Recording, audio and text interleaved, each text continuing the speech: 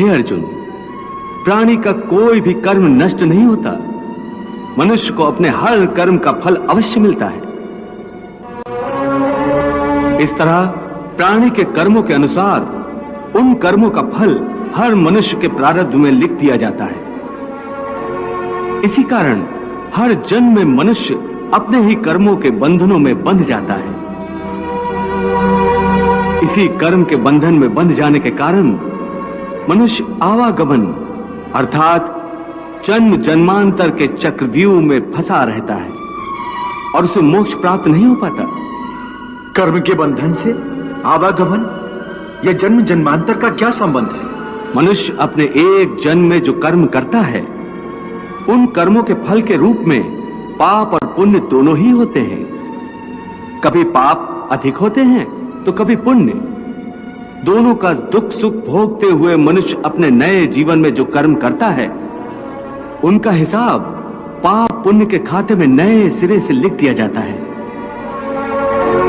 इस तरह इन नए कर्मों को भोगने के लिए एक और नया जन्म लेता है और जन्म जन्मांतर का यह सिलसिला लगातार चलता रहता है और मनुष्य की आत्मा का अपने परमात्मा से मिलन नहीं होता, जिसे मोक्ष कहते हैं। हे कृष्ण, इसका अर्थ तो यह हुआ कि मोक्ष प्राप्त करने के लिए मनुष्य को पाप और पुण्य से बचने के लिए कोई कर्म ही नहीं करना चाहिए। सारे कर्मों का त्याग करके सन्यासी बन जाना चाहिए। कोई भी मनुष्य अकर्मण्य नहीं हो सकता। कर्म तो उसे हर स्थिति में करना पड़ता है। परंतु सन्यासी तो कर्म का त्याग तो करते ही हैं। हे पार्थ, सन्यासी भी कर्मों का त्याग नहीं करते, न ही कर सकते हैं। मैंने पहले कहा था कि सन्यासी भी कर्म करते हैं। खाना पीना, उठना बैठना, तपस्या करना, साधना करना, ये सब भी तो कर्म ही है। कर्म से कोई कैसे मुक्त हो सकता है? हे केशव, जब कर्म से मनुष्य मुक्त नहीं हो सकता तो वो कर्म कैसे करे कि उसे पाप और पुण्य से मुक्ति मिले? हे पार्थ, इसका तरीका यह है कि मनुष्य फल की इच्छा त्याग कर कर्म को अपना धर्म समझकर करे। फल उसे अवश्य मिलेगा, परंतु इस फल का वो विधान की इच्छा समझकर स्वीकार करे। ज्ञानी पुरुष इसी योग को अपनाकर कर्म योगी बन जाते हैं। कितना महान सत्य प्रभु ने सहज ही कह दिया। वो कैसे भगवान? देवी, समस्त भय, चिंता, कलेश के मूल में आसक्ति होती है। कर्म योग फल की आसक्ति का त्याग करने को कहता है, अर्थात निष्काम होकर कर्म करने को कहता है। इससे मनुष्य को क्या लाभ होता है भगवान? लाभ यही है देवी कि कर्म योग चित्त को शुद्ध और भयमुक्त कर देता है। देवी, भयमुक्त होकर ही मनुष्य जीवन को आनंद में बिता सकता है। अर्जुन को प्रभु यही रहस्य समझा रहे हैं।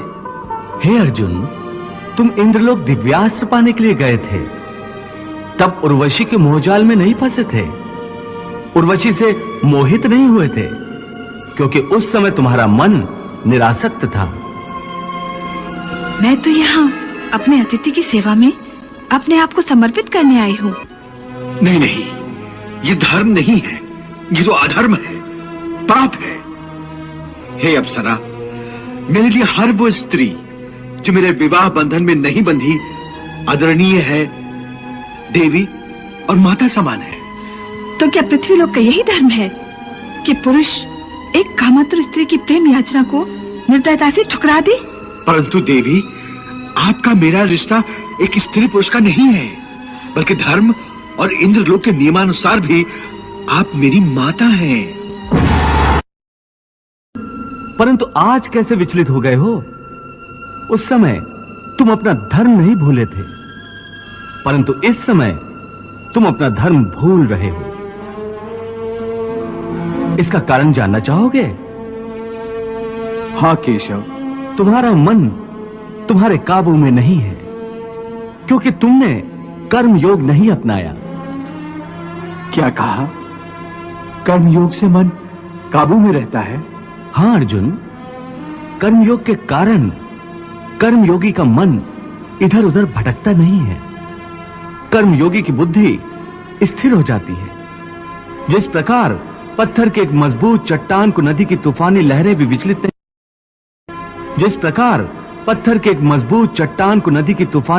विचलित नहीं कर सकती, अथवा बहुत बड़ा जल प्रपात भी जिस पत्थर को नहीं तोड़ सकता, उसी प्रकार कर्मयोगी का मन भी न बाढ़ से विचलित हो सकता है और न भावनाओं के वेग से खंडित हो सकता है। हे पार्थ, इसलिए तुम निष्काम कर्मयोग की साधना करो। और निष्काम कर्मयोग की सबसे बड़ी विशेषता यह है कि तुम कर्म करते हुए भी कर्म के बंधनों में बांधे नहीं जाओगे। हे केशव, कर्म करते हुए भी कर्म का बंधन नहीं होगा, ये कैसे संभव? उस कर्म का तरीका बताओ जिससे कर्म करो और बंधन भी ना हो। इसका बड़ा ही सहज तरीका है। तुम कर्म फल में आसक्ति मत रखो। ये कैसे हो सकता है? फल प्राप्ति की इच्छा तो हर कोई करता है। परंतु क्या इच्छा करने से मनुष्य को फल की प्राप्ति होती है? नहीं अर्जुन, क्योंकि फल तो प्रारब्ध के हाथ में है। और जो भी मनुष्य फल प्राप्ति की इच्छा करता है, उसका मन फल के बारे में सोचकर अपने कर्म और कर्तव्य से विचलित हो जाता है और उसे वो फल प्राप्त नहीं होता जिसकी उसने इच्छा की थी। पार्थ, मनुष्य केवल कर्म कर सकता है, फल कदापि मनुष्य के अधीन नहीं है। केशव, यदि फल की प्राप्ति मनुष्य या उसके कर्म के अधीन नहीं है, तो कर्म ही क्यों करे? क्योंकि मनुष्य का धर्म है अपने कर्तव्य का पालन करना। इस कर्तव्य पालन के लिए आवश्यक कर्म करना। परंतु हे केशव, फल प्राप्ति की कामना छोड़ने पर मनुष्य में कर्म करने की प्रवृत्ति उत्पन्न कैसे होगी? यदि फल की इच्छा न रहेगी तो मनुष्य कर्म ही क्यों करेगा? हे अर्जुन, जो साधारण मनुष्य फल की इच्छा से ही कर्म में प्रवृत्त होते हैं, वो सुख दुख आदि के चक्र में फंस जाते हैं। उनकी मन शांति नष्ट हो जाती है। हर पल हर समय फल प्राप्ति के विचार से उनकी निद्रा उड़ जाती है। हे पार्थ, तुम दुर्योधन और उसके भाई को ही देखो।